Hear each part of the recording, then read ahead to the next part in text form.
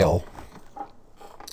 So, based on some of the questions that I've been getting for the current assignment, and again to kind of help out with more of a review of some of the object-oriented stuff in C++, I wanted to put together some additional videos to help you out with things. So here I have a project set up. And you can see, I have a main. My main isn't doing anything right now, and I have this very simple student class kind of set up here, basically ready to go without any implementation. So we can kind of talk about some of the different parts and how things fit together. Look at how things get separated out into files and various other things. Okay, so let's take a look at this.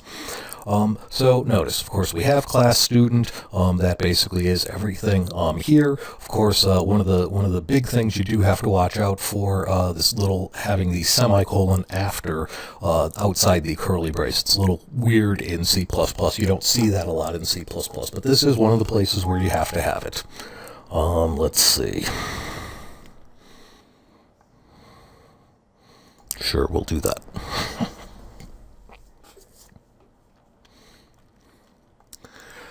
Now, first of all, so the way I have this set up, I use the access modifier private here to say that all of these things are private. Now, you should remember that technically, by default, everything in a class is private unless otherwise specified. So technically speaking, I could really actually leave that line out. I don't necessarily have to have that there. This would have the same meaning.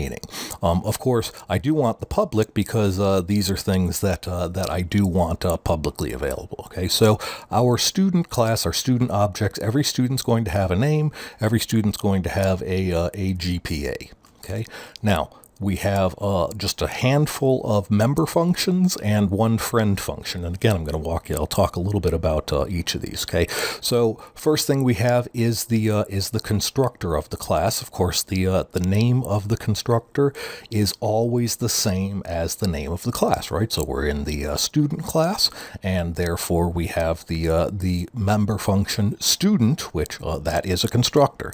And in this case, we are going to take values for both of the instance variables, right? So I'm taking a name and I'm taking a GPA. Okay. Remember, the job of the constructor is to initialize the default state of the object. In other words, it's basically there to make sure that the object is ready to go once it's created, right? I like to say that the job of the constructor is that batteries are included and no assembly required. Okay. Then I have this method here. GetName is the name of the method, and you'll notice it's going to return a string. Okay, this is a special kind of method, one that allows us to find out about one of the instance variables. In this case, we want to be able to ask a student, what is your name? And the way that we can do that is by calling this method getName that will return a string, right? Because name is a string. Okay, now what's this const about? Okay, well, this const here is there to tell C++, hey, look at this particular method, getting the name doesn't change the student, right? If somebody says, hey, what's your name? That doesn't change. Your name doesn't change just because somebody asked you for your name. So that's what we're saying there. Okay. On the other hand, we have this one here. We have this method, notice, set GPA. Right, and that's going to take a GPA. Notice, it's not going to return any information to us. And notice, it's not const because changing the GPA of the student, setting this value, is going to change the object. Okay, so hopefully that helps. Now let's talk about this thing. There have been a number of questions about this stuff and friends and all of those kinds of things on Piazza and so forth. So let's talk about this. Okay, so remember, C++ allows us to do what's known as operator overloading. Okay, we can take the built-in C++ operators like this, and we can have them. This is the put to operator, and we can have them work for our classes, right? So our student class, we can output the student objects just as if it were something that was built into C++, okay? Now, all of these operators kind of have their own standard format and so forth. So for the put_to operator, it has to return an O stream by reference. It has to take as its first parameter an O stream, again, by reference, and then generally you will see that the second thing it takes is, well, whatever it's going to print out, in this case our student object, and typically we will send that as a reference, but notice I'm sending it as a const reference, okay? The idea being that, yes, I'm sending it by a reference, so that means I don't have to make a copy of the student to pass it in here, so that that definitely saves in terms of efficiency, but the const means, hey, I can't actually change the student inside this, and that's what you'd basically expect. I mean, outputting the value of the student should not necessarily shouldn't change the student itself. Okay, now why is it a friend? Okay, so here's the thing. If we take a look at what we can do with students, you'll notice from the outside of the student class, I'm able to get the name of the student, but I cannot, because of the design of this class, I don't have an accessor for the GPA. Okay. If I did have an accessor for the GPA, if I had a getGPA method here, I wouldn't have to make this a friend. Okay.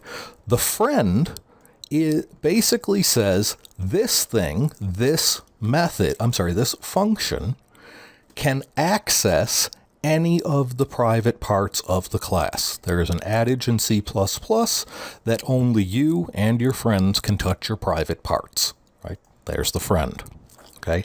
Now, having friend here, that also tells us that this operator is not a member function, okay? This is just how you say this particular function is a friend of the student class, okay? But it's at where it actually lives will be outside here, and so we'll see that as we start to implement that, okay? Now let's take a look at implementing these. Most of these are actually really, really simple. Accessors, right? And again, let me just put that in. Right, this is an accessor.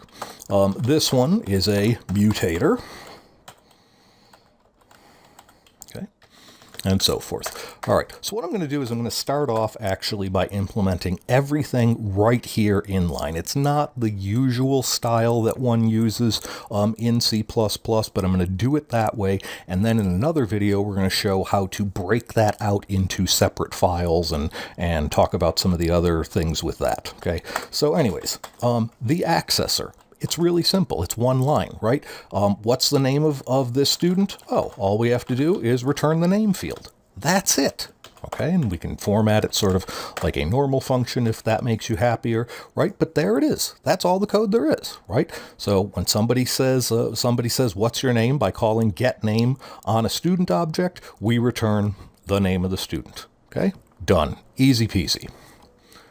All right, the mutator.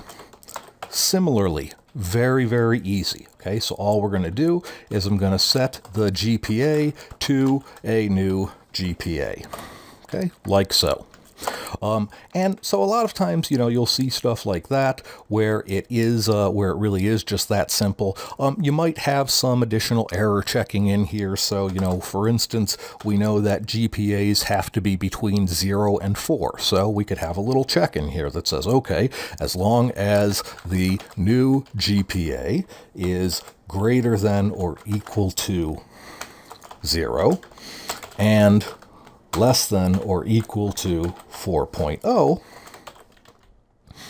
and then we can do this, okay? So there it is, right? So we're only going to, new GPA, okay? So there we go. Right, so we only actually set the value if it's within bounds. If it's not within bounds, then we basically ignore that. Okay, so that's all we're doing. There. Again, really simple mutator. A lot of times just one line. If you're putting in some error checking, again, not that big of a deal. Okay. All right. Now, let's talk about the constructor. Okay, so the constructor. Again, the job of the constructor is to set the initial values of our instance variables, okay? To set up the initial state of the object. Now, I could do this the following way. I could just say name equals the name and GPA equals the GPA, okay? Just like that. That's acceptable, that's fine. But here's a pro tip for you, okay? It turns out that if I do this in this manner, here's what happens, okay? What happens is first, the default or the no argument constructor for name gets called, and then we do the assignment operator on name. Okay. Now GPA itself, that's just a double. It's not that big of a deal. Okay, but basically, technically, then we have really sort of two method calls going on the name object. Okay, C++ programmers basically really care about efficiency. So one of the little syntaxes that you will see is that they basically introduced something like the following. So a lot of times, instead of doing this, what you'll actually see people do is something like this. Oops. Sorry for that little extra there, right? So this is using a sort of constructor notation. This is basically saying, okay, even before we get to the body here of the student constructor, what we're going to do is the way we're going to initialize the name field is by calling the string constructor that takes another string. In other words, a copy constructor. Okay, so it just copies that, or it creates the object and copies it in at the same time. Okay, so that's the pro tip. Now, I could do the same thing with the GPA, although even though it isn't an object, so that is we could have something like this. I'm not going to do that here, and here's why. Since we already set up this notion here for setting the GPA. Okay, we may actually want to sort of do some additional stuff to make sure that logic happens and so forth. Okay, so we might want to do something like this. I'll say, okay, you know what? Well, actually, here we'll do kind of both. What I'm going to do is, so that GPA actually has a value, I'll initially set it to sort of a value that's outside the bounds, right? So nobody's supposed to have a GPA of -1. Then instead of this, we'll use our bound checking. Our bounds checking mutator. That is, I'm just going to say set GPA to whatever the GPA they sent in is. So I'm reusing the code that I wrote, right? I already wrote this code that sets the GPA to a value that's in bounds, and so I'm going to make use of that. Okay. Now, again, yeah, just some little kind of intricacies there in terms of setting that up. Okay.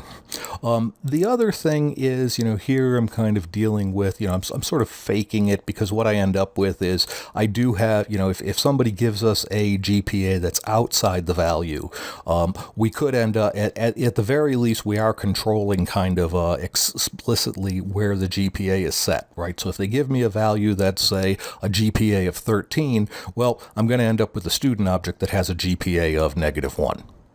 All right.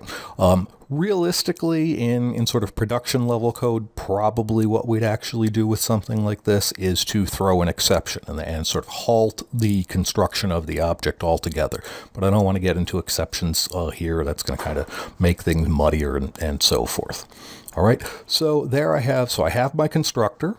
I have my accessor, I have my mutator. Let's deal with printing this thing out. Okay, so again, the output, the overloaded output operator, that does not get defined inside the class. Rather, we have to go outside the class for doing that. Okay, so the way this works is it's pretty simple. Okay, so now we're going to use OSTR as the particular output stream. So for instance, I'll say, instead of saying cout, that, I can do OSTR and just print out the first bit of information that I want. So let's say I want to print the student's name. Okay, so I am a friend. I could access the field directly, but I do notice, yeah, we do actually have a getName method. So I might as well just go ahead and use that. Okay, you don't have to. Again, since we're friends with that class, I could just go directly for the private field. Then I'll print out a little formatting stuff, so I'll do a comma and a space, and then I'm going to print out the GPA, right? So there, we don't have an accessor for the GPA, and so I'm going to do that.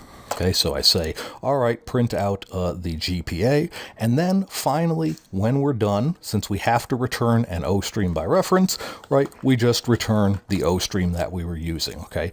This whole idea of returning the O stream by reference, that allows people to do exactly what we're doing here, which is chaining calls to put two together on that. See, that's why that's allowed to happen.